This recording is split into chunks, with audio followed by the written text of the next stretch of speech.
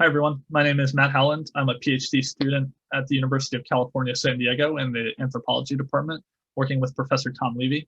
And my dissertation will be focused on the Iron Age ceramics and, in general, archaeological evidence from Khirbat al-Jariya, Jordan. That's going to be the focus of my talk today. And so, when we focus in on the Iron Age in Fainan, Jordan, the Iron Age really saw the peak of industrial scale metallurgical production in the region, which in general occurred across a lot of the history of the Fainan region. But as I mentioned, the peak is really happening in the early Iron Age, with an estimated 100 to 130,000 tons of slag produced in the region. And this production really centered at Khirbat al-Nahas, which has been investigated over a number of years by the Edom Lowlands Regional Archaeology Project, which is directed by Tom Levy and Mohammed Najjar. And so the peak of this production was in the early 10th to 9th centuries BCE.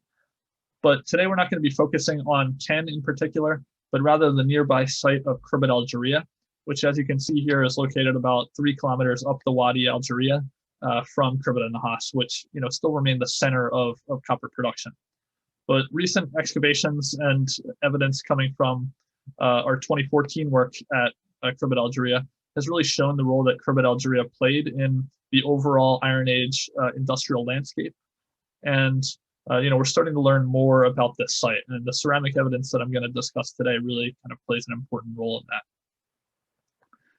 So in 2014, we focused on 2 main areas of excavation. These 2 areas are Area B in the north center of the site, and Area C in the southeast of the site, in addition to Area A, which has already been excavated under LRAP and published by Erez Ben Yosef. Area C is a slag mound, which we did a 1 by 1 meter probe intended to kind of, match the phases of production with the 2006 excavations.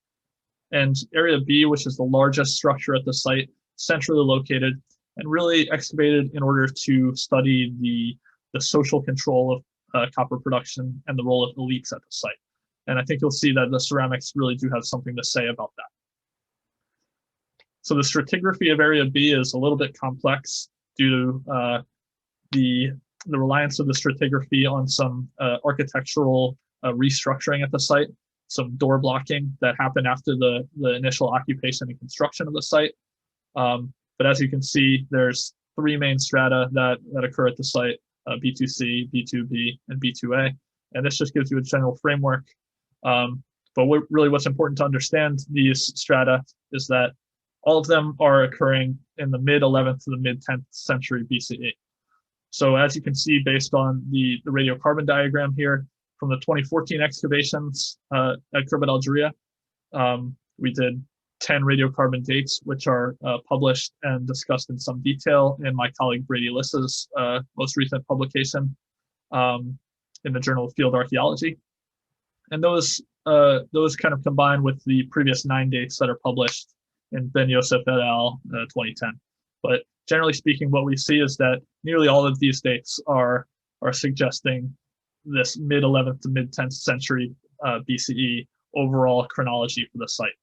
And what's also important is that trends at the site in combination with these radiocarbon dates illustrate that settlement at Cad should really be seen as an organized expansion of production from Khirbat al-Nahas, rather than the sort of opportunistic early production that we previously thought. So now let's turn to the ceramic evidence and the preliminary analysis of these ceramics. And what's important to note about these ceramics is, these are really some of the first ceramics that are excavated from clear floor context at the site. So it's really providing the best ceramic data that we've seen thus far, despite a small sample size. So at CADS in 2014, we've only recovered 60 diagnostic rim sherds. So, it's a small number. We're not trying to reinvent the wheel in terms of classification, develop a new typology or anything like that, but rather to use these sherds. And the small number is typical of an industrial site, but use these sherds to kind of compare with already established typologies, both in Cisjordan and Transjordan. And so in terms of the composition of the assemblage, it's coming in at about 12% handmade ware. And this is very typical of Iron Age copper production sites in Fainan. So Khirbat al-Jariya, for example, is right around the same number. Now, of course, 12% is quite high compared to sedentary sites such as those in traditional highland Edom, and also sites in Cisjordan as well, sedentary sites there. But 12% is actually on the low end of, I would say, copper production and trade affiliated sites, such as those in Timna, also in the Wadi Araba, the copper production sites, and sites in the Negev highlands, such as the sort of notorious Negev fortresses, the so-called Negev fortresses. Between Timna and the Negev fortresses, those sites are coming in at maybe more like 50% handmade ware. So we're kind of right in the middle there, but this is a typical percentage of handmade ware for a copper production site in Fainan. If we go into detail about the preliminary form classification and how the ceramics group out by their form, generally speaking, it's pretty standard for, again, an Iron Age copper production site in Fainan, comparing most closely to nearby Khirbat al-Jariya.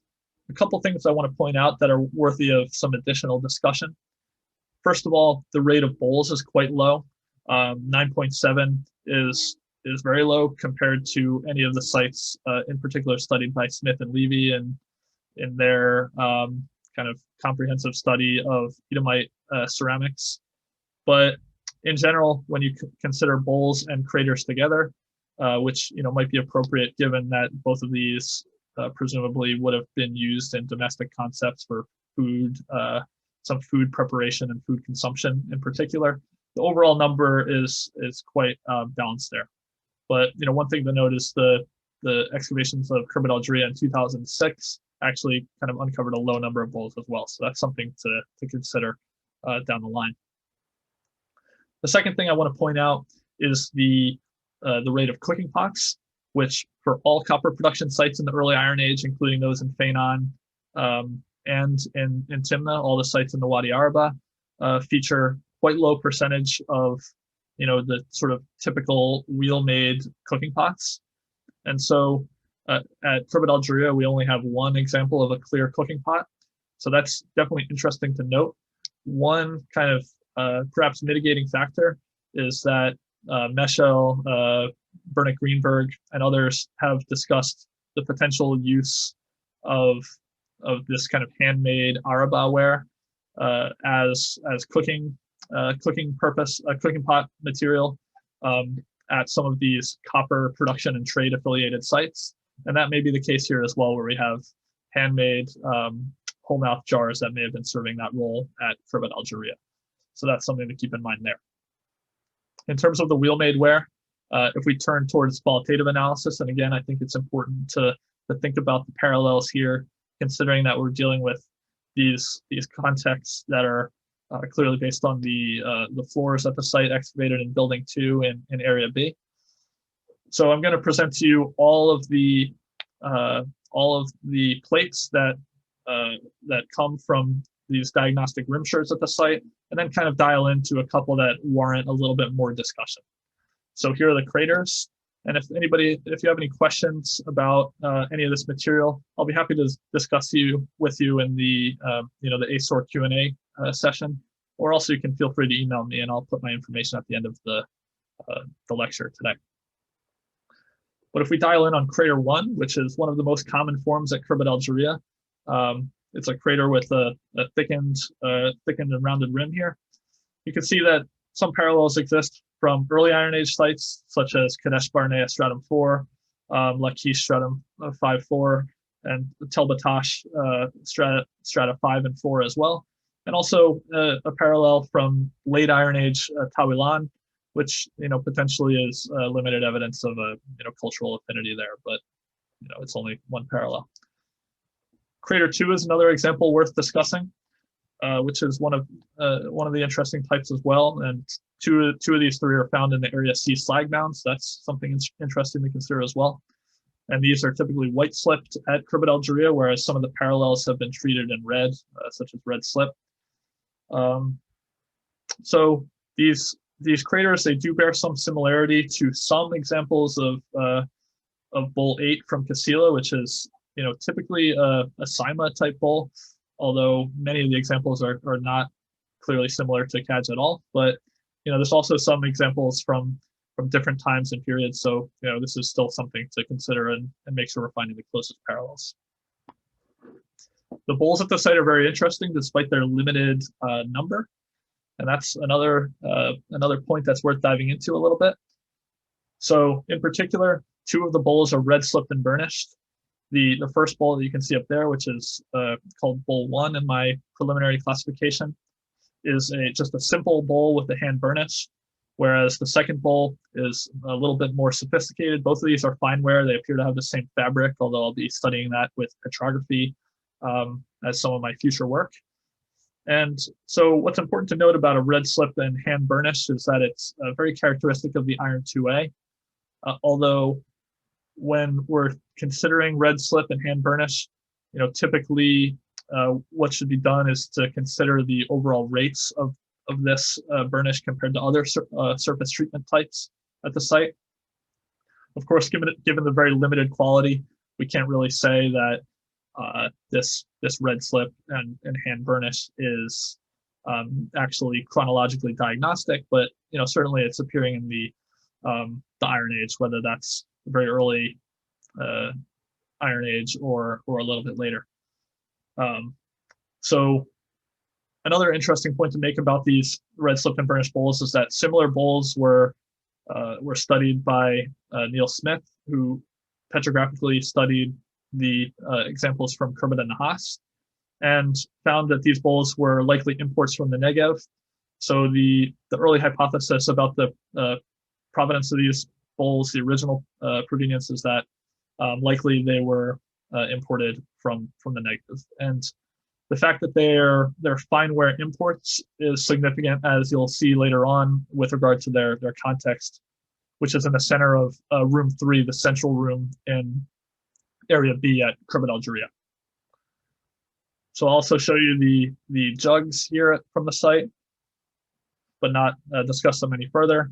The example of a cooking pot, which is a relatively unique version of a cooking pot with some parallels from the earlier excavation at Khirbat al-Jariya and Khirbat and Nahas, but a relatively closed-mouth cooking pot. And some of the jars as well. And if you're interested in any of these jars, feel free to contact me. But the one that I'm going to dial in on in particular is what I'm calling jar 1 in my preliminary classification. And you can see here that jar 1 is a cup-spouted jar, which is an interesting type that has a lot of interesting parallels that are worth discussing. And we're going to get into that right now. And jar 1 in particular has a grooved rim and an interesting handle layout, as you can see on the bottom right, where there's 2 regular handles that are kind of spaced at 2/3 positions, and also a cup spout that's bracketed by 2 small handles on either side. And hopefully you're able to see that in these illustrations. So when we discuss the parallels for jar 1, this cup-spouted jars in general are quite common in Judah and elsewhere in the Iron 2B, up to Hatzor and many other sites. And the Iron 2B type is not fully standardized, but it has certainly a common type. And you can see that common type in the bottom center parallels from Arad stratum 10 and Beshian. So the Iron 2B type typically has a cup spout which connects at either the rim of the vessel or at the neck of the vessel, and also at the shoulder, and it's quite slim. This cup spout, it has a very kind of small connection to the shoulder, whereas the typical Iron 2A form, where these cup spouted jars also appear in Iron 2A, and as you can see from this example from Arad stratum 11 in the bottom left, the typical Iron 2A form has a cup spout which lies flush against the shoulder of the vessel. And so that's generally an interesting trend, but what's important to note is it's not exclusively the case. It's not a hard and fast rule, we can say. So There are several examples from the Iron 2A that do feature a cup spout that doesn't lay flush to the shoulder of the vessel. Probably the most important parallel for us working in Fainan here is a parallel from Ken stratum R2B, which is a stratum from a monumental building constructed at Catch that's been radiocarbon dated to the 10th century BCE, published by Smith and Levy. And we can also see another example of a cup spouted jar, two examples, in fact, that don't lie flush, but they do have a late Iron 2A date from Lachish stratum 4, which is, of course, a late Iron 2A stratum. So, that kind of opens the door to a more kind of nuanced discussion of what's the actual relative chronology of this vessel, how does it tie in? And another important kind of thing to point out is the handle layout. The handle layout from CAD Star 1 is extremely unique.